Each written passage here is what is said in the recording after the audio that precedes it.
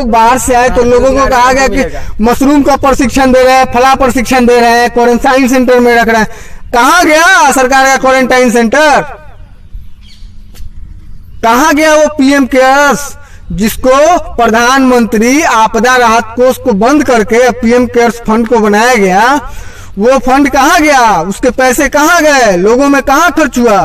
लोग quarantine centre सारे बंद करा दिए गए। लोगों को बोला जा रहा है कि आप अपने घर में क्वारंटाइन हो जाइए।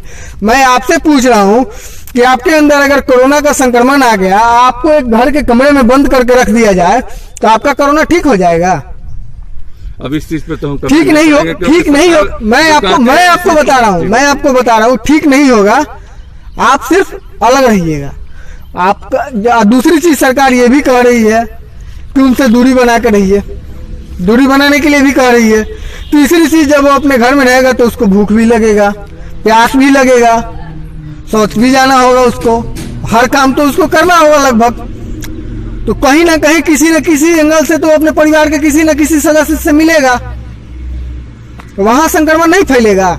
जब आपने पहले ही क्वारंटाइन सेंटर का जब ड्रामा खेला तो उस ड्रामे के टाइम में ही अगर आप बोल देते कि होम क्वारंटाइन होइए तो ये सारा दिक्कत ही नहीं आता। लोग मरते, ये बात आपका कहना सही है कि लोग मरते, तो अभी भी तो लोग मर रहे हैं। अभी कहाँ क्या सरकार कर रही है सर? जांच के नाम पे, सर जांच के नाम पे। मैं आपको कहिए, मैं वीडियो आपको एक बात फॉरवर्ड करता हूँ, देखिएगा। मुंह और गला दबा के मरीज की हत्या की जा रही है ताकि ये दिखाया जा सके कि कोरोना से मौत हो रही है। और कोरोना कोई एक बीमारी नहीं, बीमारी छोटी मोटी है और अंतर्राष्ट्रीय षड्यंत्र सबसे बड़ा है। मेरा फर्ज है, लेकिन पूरा विश्व कोरोना से कहीं ना कहीं जूझ रहा है, प्रभावित है जी, कहीं ना कहीं जूझ रहा है। मैं आपसे पूछता हूँ इसकी उत्पत्ति कहाँ हुई? चाइना में जी। चाइना से आपके भारत में प्रथम केस जनवरी में आया था जी। जो एक केरला की नर्स थी, वो चाइना से आई थी, उसके अंदर प्रथम संक्रमण पाया गया। उस टाइम आपने कुछ नहीं कहा इस बारे में। आप मध्य प्रदेश के सरकार बनाने में व्यस्त हो या राजस्थान के सरकार में व्यस्त हो, आपने अपनी व्यस्तता इसी सब में दिखाई है। लगभग फरवरी में हमारा नमस्ते ट्रंप कार्यक्रम हुआ, उसके पहले का ये अल्टीमेटम शायद राहुल गांधी ने दिया था या नहीं दिया था ये कंफर्म नहीं, लेकिन सुना है हमने कि दिया था कि कोरोना एक बहुत बड़ी महामारी साबित होने वाली है, इसके ऊपर अगर रोकथाम नहीं किया गया तो आपने उसी समय अंतर्राष्ट्रीय विमानों का, अंतर्राष्ट्रीय जो भी यान थी उनको काहे नहीं रोका? आज हमारे यहाँ जो लोगों की स्थिति हो रही है इसका सबसे बड़ा जिम्मेवार कौन है?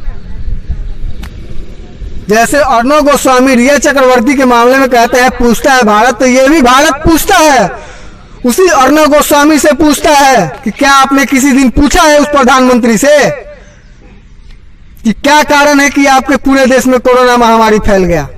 देखिए ये जमीन, एक सेकंड, प्रत्येक दिन हिंदुस्तान के लोगों का ये 50,000 लोग पैदल चलने को विवश हुए। जब आपने जिस दिन ताली और थाली पिटवाया, जिस दिन लाइट जलवाया, आपने उसी दिन ये लोगों को ऑप्शन काहे नहीं दे दिया जो आपने बाद में ऑप्शन दिया कि आप घर जा सकते हैं अपने?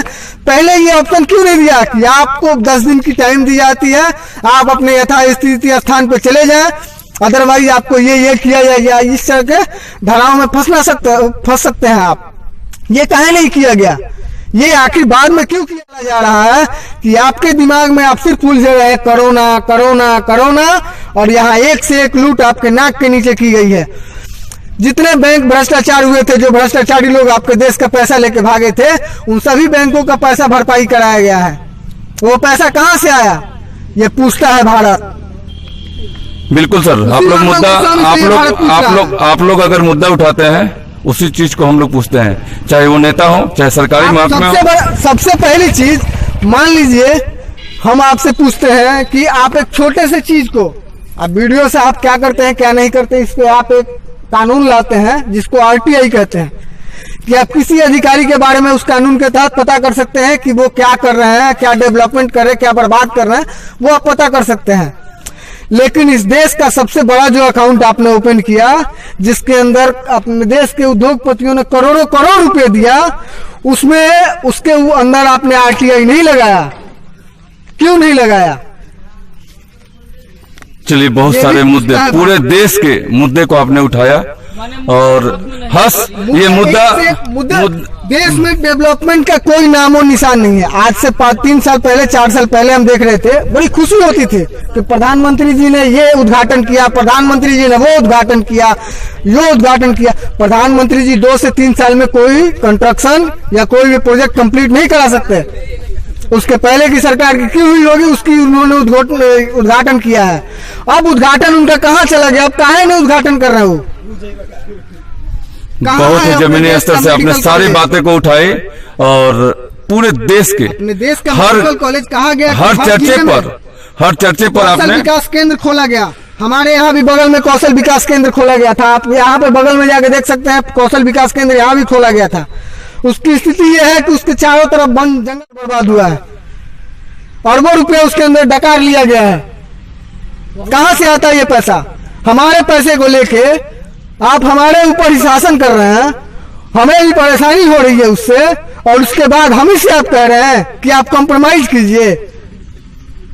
बिल्कुल सर, धन्यवाद। देखिए, यहाँ काफी तमाम बच्चे भी हैं, मैं इन लोगों से भी पूछूंगा कि आखिरकार इस हर मुद्दे पर ये एक मिनट, यहाँ आओ बाबू, यहाँ आओ। क्या नाम है आपका? अंशु ठाकुर। अंशु ठाकुर जी।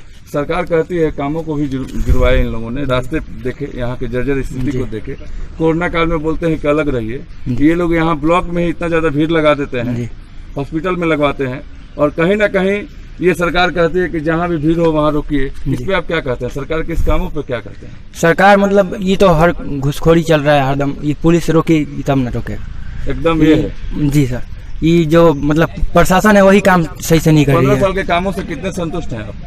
थोड़ा सा भी नहीं, 1% भी नहीं। इसके पहले 15 साल लालू जी का रास्ता, उसमें कितना संतुष्ट हैं? सर हम 15 साल के ही सुने हुए हैं ना सर? सुने हैं कितना तो उम्र हुआ आपका? उम्र हुआ 16 साल। तब तो आप बिल्कुल नहीं देखे। नहीं देखे।